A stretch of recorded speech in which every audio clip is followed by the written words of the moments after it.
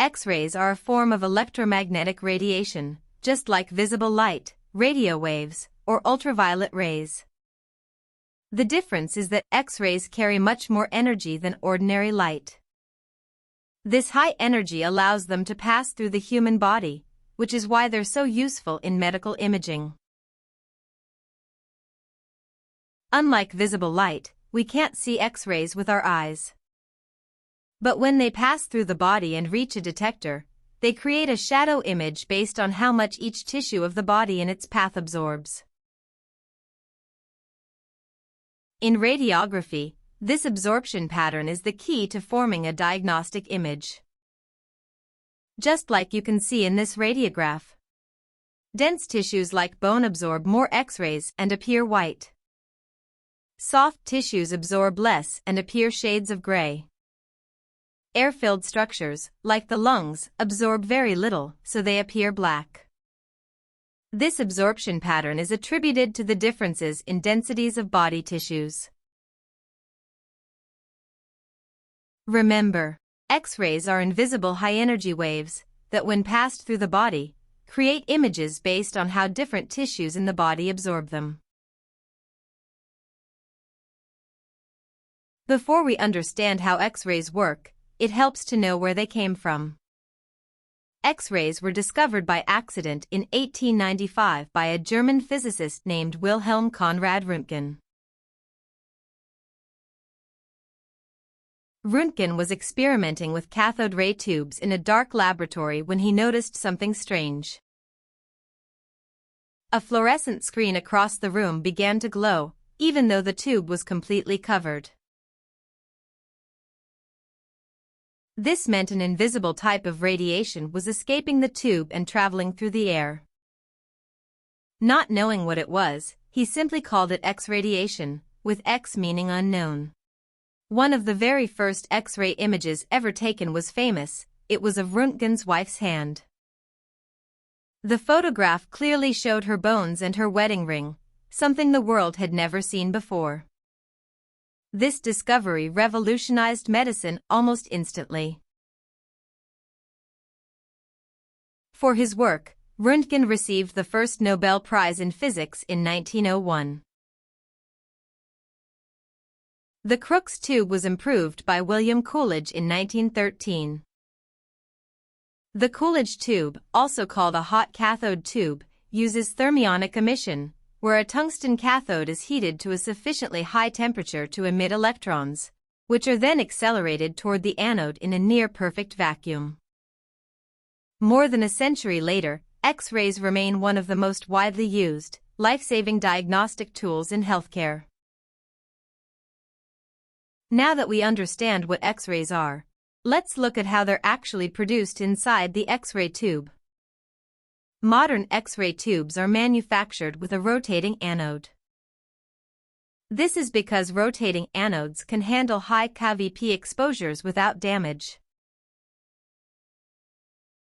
The modern X-ray tube contains two main components: the cathode and the rotating anode, sealed within a vacuum glass envelope. The cathode is made up of a tungsten filament. The anode is made up of a rotating tungsten target that is connected to a stator and rotor by a poorly conducting molybdenum stem. The stator, outside the glass, is made up of electromagnets that produce a magnetic field, which links the rotor covered by the glass envelope. This causes the rotor to rotate the tungsten target. This happens in absence of any physical connection between the rotor and stator. When you press the exposure button halfway, the filament inside the cathode begins to heat up. As it gets hotter, it releases a cloud of electrons that accumulate around it. This process is called thermionic emission. The hotter the filament, the more electrons are produced, and this is controlled by the Mach setting. When you press the exposure button fully, a very high voltage, your kVp, is applied between the cathode and anode. This voltage accelerates the electrons across the tube at extremely high speeds. Higher kVp values correspond to faster electrons, which makes the X-rays produced more penetrating. The electrons then slam into the tungsten target. Tungsten is used because it has a very high melting point, a high atomic number, and good heat tolerance. When the electrons hit the target, most of their energy, about 99%, is converted into heat. Only about 1% becomes useful X-rays. Traversed electrons interact with target atoms, releasing some or all of their energy to the atoms they interact with. This causes atom-electron transitions in order to lose excess energy, which is released from these excited atoms as X-rays. There are two main types of X-rays produced. Bremsstrahlung radiation, also called braking radiation, produced when electrons slow down near the tungsten nucleus, releasing some of their energy to outer shell electrons. Characteristic radiation is produced when electrons knock out inner shell electrons from tungsten atoms, losing all of their energy to these electrons. Together, these create the X-ray beam used to form an image. Below is an X-ray emission spectrum. It indicates that Bremsstrahlung radiation shows a continuous spectrum, whereby they are released under multiple kVp values set while operating the machine. On the other hand, characteristic radiation shows a discontinuous spectrum with peaks only at certain kVp values. The newly produced X-rays leave the tube through a specially designed window, pass through filtration and collimation, and then travel toward the patient. This entire process happens in a fraction of a second every time you take an X-ray. When it reaches the body, three main things can happen to the X-rays: absorption, scatter, and transmission. Some of the X-rays are completely absorbed by body tissues. This process is called the photoelectric effect.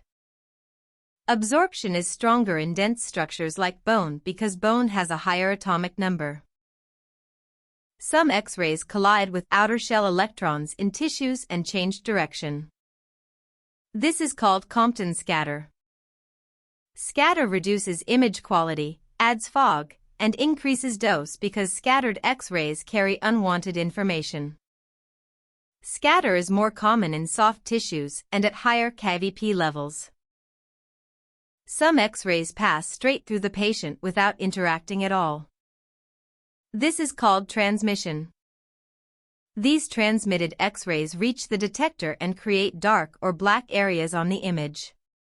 Air-filled structures, like the lungs, transmit the most, which is why lung fields appear dark. These three processes, absorption, scatter, and transmission, determine the final contrast of the radiograph. In this radiograph, high absorption of X-rays is shown in white areas, partial scatter in gray areas, and transmission in dark areas. The radiograph is essentially a map of how different tissues interacted with the X-ray beam.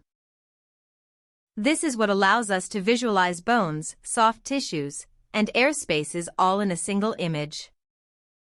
After passing through the patient, the remaining X-rays reach the digital detector. This is where the invisible X-ray pattern is converted into a visible image.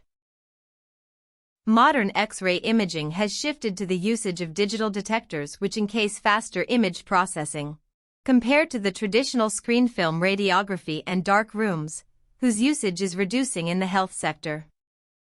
A digital detector is made up of millions of tiny pixels arranged in a grid. Each pixel measures how many X-rays hit that specific spot. When X-rays strike the detector, they interact with special materials such as cesium iodide in indirect detectors or amorphous selenium in direct detectors. These materials convert incoming X-rays into either light or electric charge, depending on the detector type. In indirect detectors, the X-ray energy first becomes light, and then photodiodes convert that light into electrical signals. In direct detectors, X-rays are converted straight into electric charge. Either way, the output is the same. Every pixel generates a signal based on how many X-rays reached it. More X-rays correspond to stronger signals, creating darker pixels. Fewer X-rays correspond to weaker signals, creating brighter pixels. The detector sends these signals to the computer, which assigns each pixel a grayscale value. This creates the black, white, and gray pattern that forms the radiograph. The system also applies digital processing to improve image quality. These steps help produce a clean, diagnostic quality image. Once processing is complete, the radiograph is displayed on the workstation monitor. What you see is simply a digital map of how much X-ray exposure each pixel received. This is how a pattern of invisible radiation turns into a detailed medical image.